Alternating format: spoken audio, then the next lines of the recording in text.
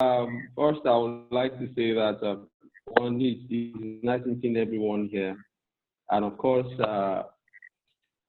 we understand. Basically, I'll be talking from Nigeria, I'll be talking from Lagos, and from my experience here. Of course, we all become like a barrier to learning itself. Of course, we also understand that.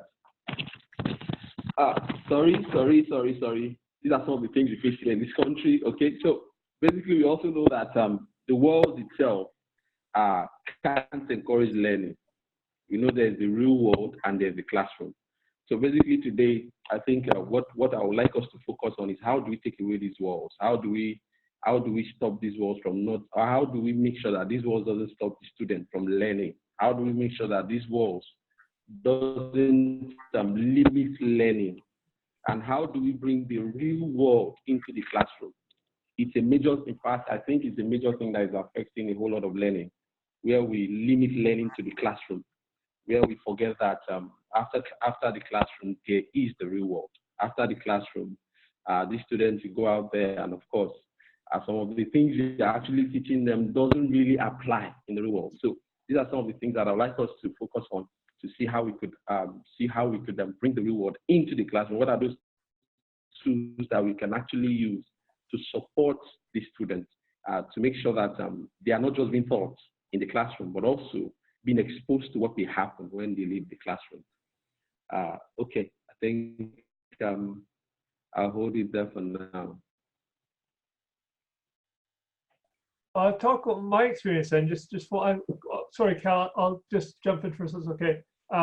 My experience in the classroom has been quite long, and I found that a lot of the things were the same every year, and you had the topics that were the same every year, you had the resources that were the same every year, the reading books were the same every year, and then we started using a lot more technology in the classroom. Some were good for it, and some were very, very against the idea of having a technology there because they didn't know it and they weren't keen to learn it.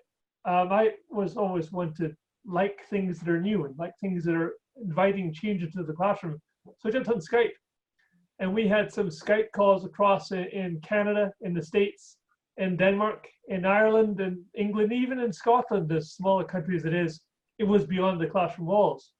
But as well as that, for me, I think that what I would explain as being beyond the classroom walls for a teacher is working with companies that are not in the classroom and working with people who are not in my school. So I engaged with a company called Sumdog, and they had need, I guess you could say, of a person who had the background in mathematics and elementary school teaching and middle school teaching, I suppose, as well, and how they could help support or help develop their program to be more aligned to a variety of different curriculum across the globe. So as well as having the school moving beyond the classroom walls for the kids in my classroom, I also myself move beyond the classroom walls. And well, now I'm beyond the classroom walls, not in the classroom anymore. But I think, as Akpan was saying, about when we introduce the kids, we need to take them to a place that they're going to use after they leave, because they'll leave one day.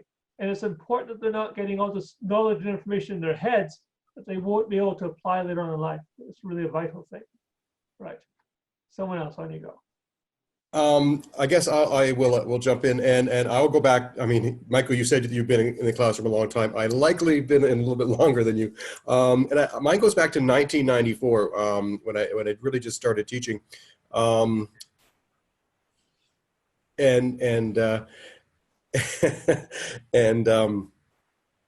had a student, and I'll actually use her name. She's now got likely kids of her own, Tahira Abubakare, and Tahira would not speak in class.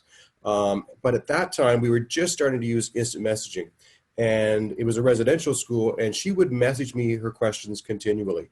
And at that point, the light goes on and goes, hey, there are ways of communicating with students outside the classroom that gets their question answered.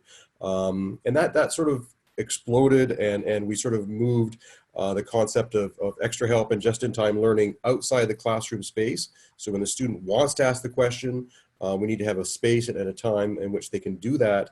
And then we continued on, and for those of you who know me, we started with OneNote, and that expanded from just the conversation and questioning to the feedback of student content. The idea of always connected to what the student is doing. When they have a question, when you have an opportunity as a teacher to look at their work, you can dive into their content outside the classroom space, anytime, anywhere. I remember a teacher who was using OneNote would tell me that as he walked to school, he would have it open on his phone and working on his phone and giving feedback to the students as he walked. I wouldn't do that. I'd run into a tree. But he would be always giving content outside the classroom space when it was convenient to him. So I guess that's sort of my sort of sphere of outside the classroom space. I guess I'll jump in and kind of say that as an international teacher, most of my students have been travelers, and they're used to traveling all over the world. And so they kind of bring other, perspectives into their classroom, and that kind of helps us. And throughout the years, I've also done different projects that connect me to other teachers in other countries, and we do collaborative work.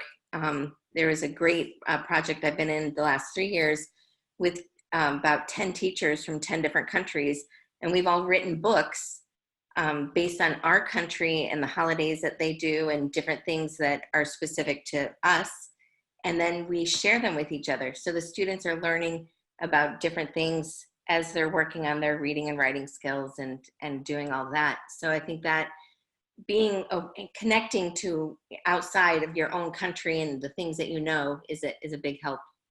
And I think I'd like to second both what Carrie and Cal have said.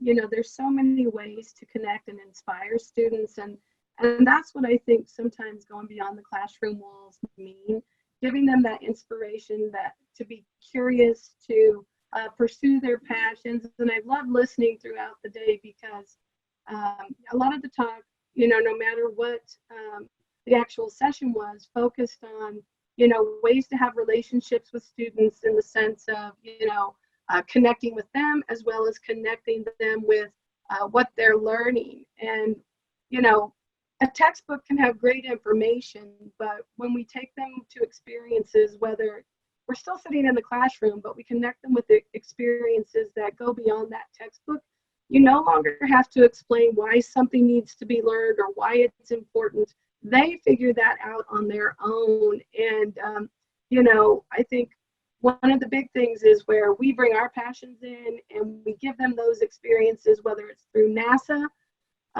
We've done some different things with NASA that's been really inspiring for our elementary students. And it's been the highlight of their year when they write about it at the end of the year. And then I think when we inspire ourselves, it's a lot easier to bring that inspiration in for our students.